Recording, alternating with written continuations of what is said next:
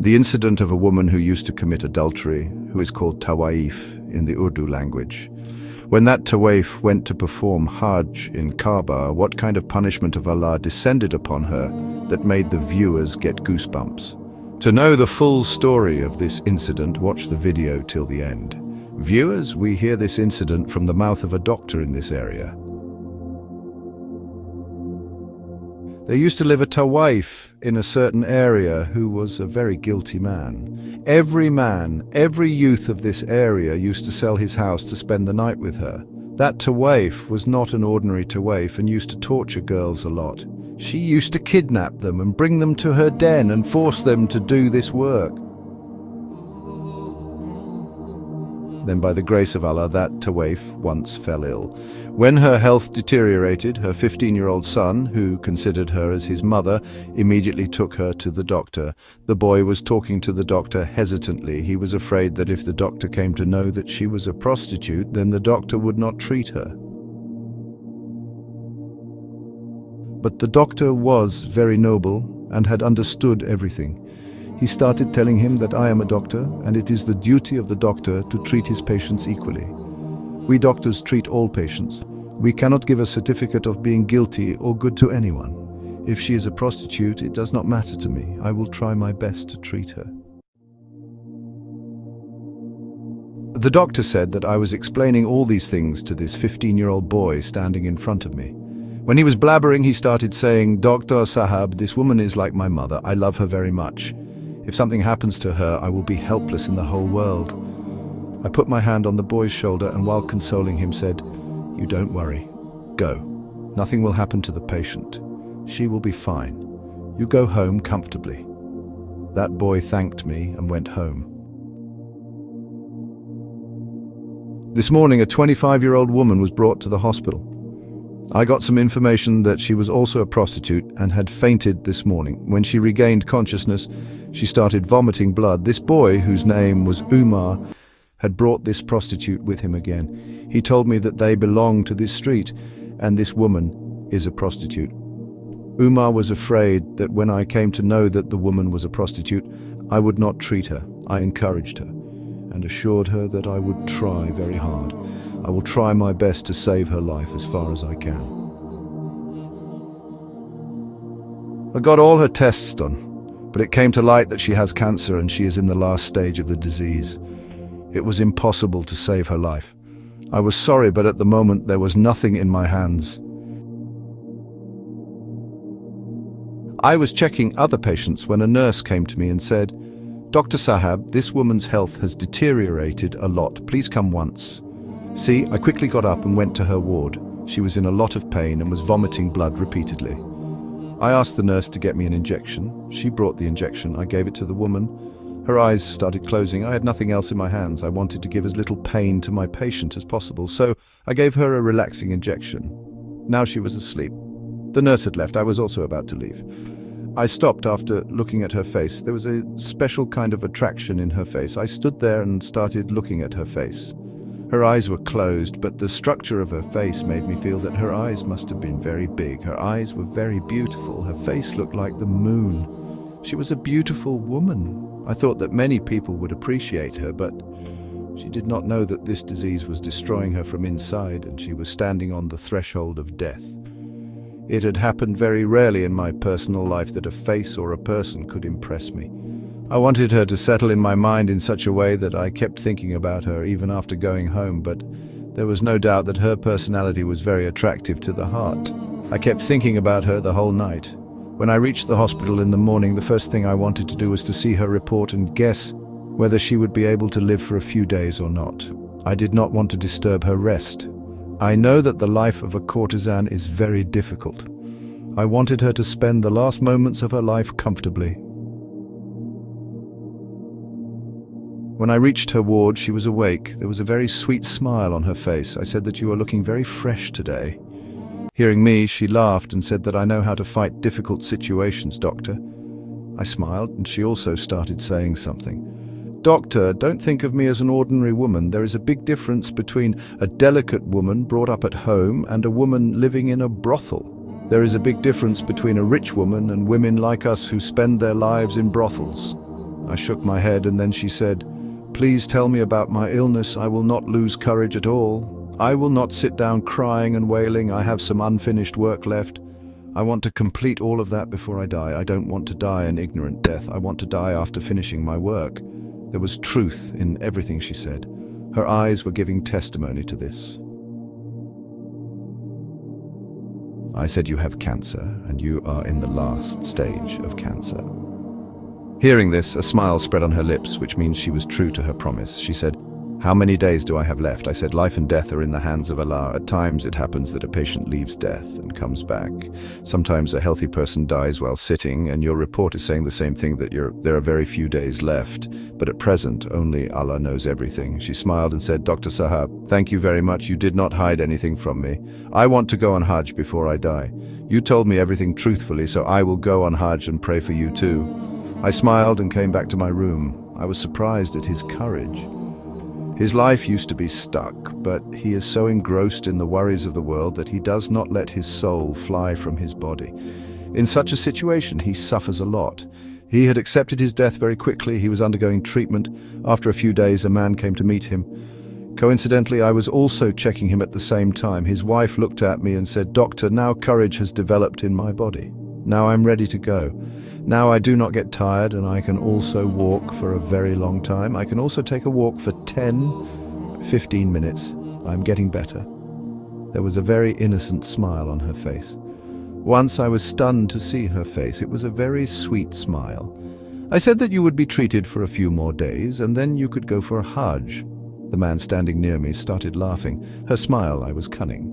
He said that after eating 100 rats, the cat went to the Hajj. Doctor, she is a prostitute. What has she not done in her life? What bad things has she not done? She's a very bad woman. She thinks that by doing Hajj, she will get her sins forgiven, and after death she will go straight to heaven. You should tell her that a person who commits sins all her life does not become a resident of heaven by going on Hajj. I found this man's words very strange. I asked, "Who are you?" He said that I work in the brothel where this prostitute belongs. "You will not be able to understand my work, so do not ask me too many questions." I said that your work, I cannot understand this. Can you understand the work of Allah? Who are you and I to divide heaven and paradise?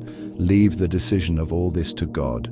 He shrugged his shoulders and said, "Okay, I will not say anything. But remember my words, if prostitutes start going to heaven, then what will happen to this woman? The woman who worshipped Allah all her life, believed in all the deeds of Allah, and spent her whole life according to this, kept herself veiled, protected herself, kept herself away from the eyes of strangers, and never complained to God." Then he said, "Doctor, spend as much money as you can. We want her well. She is the owner of our brothel. Nothing should happen to her. If she dies, we will suffer a great loss." Saying this, the man went away from there while I stood there. I wanted to know what was inside this woman. I was a very busy doctor. My whole day was spent moving from one ward to another. There was a strange attraction in this courtesan. I wanted to know about her, so despite checking up, I stood there. After this man left, she started crying bitterly. I got scared and I asked, "What happened? Why are you crying?" She said, "Will I not go to heaven? Will I not be forgiven?" I said, "Why are you saying all this?" She said, "If he thinks that I am a sinner and do not deserve forgiveness, then he is right." I smiled and said, "This is not something to cry about. No person can decide heaven or hell. Do not lose heart." After listening to me, she became quiet and said, "These people consider me a great sinner, and that is why they do not want me to go for Hajj. You should make arrangements for me to go. Just understand that the death of a person is a sin. You are fulfilling my last wish." I nodded yes. I said, "Whatever I can do for you, I will do it." Saying this, I came to my office. I looked at the ticket lying in the drawer. I also had to go for Hajj after a few days, so I had to fulfill this woman's request. If I did not fulfill her request, I was afraid that if I refused her request, then Allah might not accept my Hajj. I wanted to take this woman for Hajj. I saw her report and her condition was getting worse day by day. She had very few days left. Whatever I had to do it quickly to take care of this prostitute. I had decided to take her 15-year-old son along with him, who was calling her his mother. It took me 10 days to do all this work, but that woman had become very weak now. The black circles around her eyes had become lighter. She was not even able to walk properly. I said that your condition is worsening day by day. How will I take you for Hajj? She said that if I don't go for Hajj this year, I will keep wandering and will remain bedridden. I will never die. I felt that the way she was suffering for Hajj, even death would back off. I was very scared of her words. I had thought in my heart that she is such a good woman. Those who say that she is not right will surely be bad themselves. She was also doing all this. There was so much longing in her heart to go to Allah's door. I had called the doctor's team to my office. I had told them that this is this woman's wish. We should fulfill it. Instead of treating her in the hospital, we should take her for Hajj and fulfill her last wish. The doctor accepted my decision. I completed the necessary work. When I told this news to this courtesan, she started crying profusely and said that Allah had accepted my presence. Allah has accepted my presence and called me to his door. I looked at her and thought that she was a very accomplished woman. Those who say wrong things about her will themselves be wrong. After a few days, it was time for us to leave. I took her along with me and the boy as well. We set out for the journey. This journey was very religious. That woman, that boy, they were reciting the rosary. Allah's name was on their tongue. That woman started saying that she had committed many sins. Maybe God will forgive her. I nodded in the affirmative. The character of this courtesan seemed very clear to me. This is also a sign of forgiveness that a person starts realizing their sins. By the grace of Allah, our journey was completed and we reached Saudi Arabia. As soon as we entered the Haram Sharif, when my first sight fell on the Kaaba, I started trembling while the condition of this courtesan woman started becoming strange. She was nervous. She held my hand and said, "Take me back to my health. My health is getting worse. Take me to the hotel." I was not expecting this at all. I said, "What happened? Are you okay?" She said, "Yes, my health is fine, but I am scared. Take me from here, otherwise I will stop breathing." I took care of my patient, and leaving her in the hotel room, I came out myself. My marriage was next month. I went there and prayed a lot for my happy life. There was such beauty there that I did not feel like returning, but I was helpless. It was nighttime. I came back to the hotel. When morning came, I thought I should take her for a pilgrimage. Then that woman came to me and said, "Take me along with you." I said, "Yes, come, I will take you for a pilgrimage." As soon as we were about to reach Kaaba, she closed her eyes and said, "Umar, hold my hand and take me to Kaaba." I wanted to see her attitude. I wanted to see how a person expresses their happiness when their biggest wish in life is fulfilled. The boy who had come with her caught the hand of this courtesan and made her stand right in front of the Kaaba and said, "Now you open your eyes." As soon as she opened her eyes with joy and saw the Kaaba, the color of her face changed. She started screaming and was running backwards. She wanted to run away from here. She was running like a mad person. She was not even worried about her dupatta. Her dupatta had fallen. Everyone was paying attention to her. People were looking at her. Now she was about to become a spectacle in front of everyone when I came forward and caught her hand and asked her to leave. But if she was in her senses, she would have listened to me. She shook off my hand and kept screaming, "You are fulfilling my last wish." I nodded yes. I said, "Whatever I can do for you, I will do it." Saying this, I came to my office. I looked at the ticket lying in the drawer. I also had to go for Hajj after a few days, so I had to fulfill this woman's request. If I did not fulfill her request, I was afraid that if I refused her request, then Allah might not accept my Hajj. I wanted to take this woman for Hajj. I saw her report and her condition was getting worse day by day. She had very few days left. Whatever I had to do it quickly. To take care of this prostitute, I had decided to take her 15-year-old son along with her, who was calling her his mother. Thought I should take her for a pilgrimage. Then that woman came to me and said, "Take me along with you." I said yes. "Come, I will take you for a pilgrimage." As soon as we were about to reach Kaaba, she closed her eyes and said to Umar, "Hold my hand and take me to Kaaba." I will take her. I wanted to see her attitude. I wanted to see how a person expresses his happiness when his biggest wish of life is fulfilled. The boy who had come with her caught the hand of this courtesan and made her stand right in front of the Kaaba and said that now you open your eyes. As soon as she opened her eyes with joy and saw the Kaaba, the color of her face changed. She started screaming and was running backwards. She wanted to run away from here. She was running like a mad person. She was not even worried about her dupatta. Her dupatta had fallen. Everyone was paying attention to her, people were looking at her. Now she was about to become a spectacle in front of everyone when I came forward and caught her hand and asked her to leave. But if she was in her senses, she would have listened to me. She shook off my hand and kept screaming. That queen was mad in love. I started to know about Allah.